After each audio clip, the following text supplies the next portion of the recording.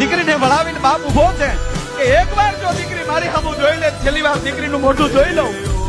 અને દીકરીને બાપુ એમ છે કે હવે જો મારા બાપ સામું જોઈ તો મારા બાપને સાનો કોણ રાખશે. દીકરી સામું જોતી નથી, ગાડું હાલ્યું જાય છે.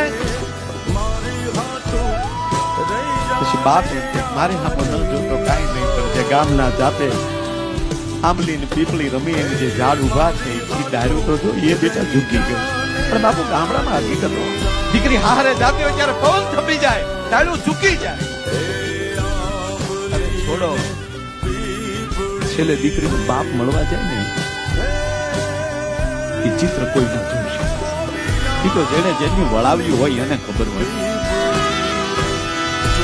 કુટુંબના તમામ પરિવારના સભ્યો મળી લે, છેલ્લે દીકરીનો બાપ જેથી મળવા જાય તેથી ધરતીને પૂછી ડગલા ભરતો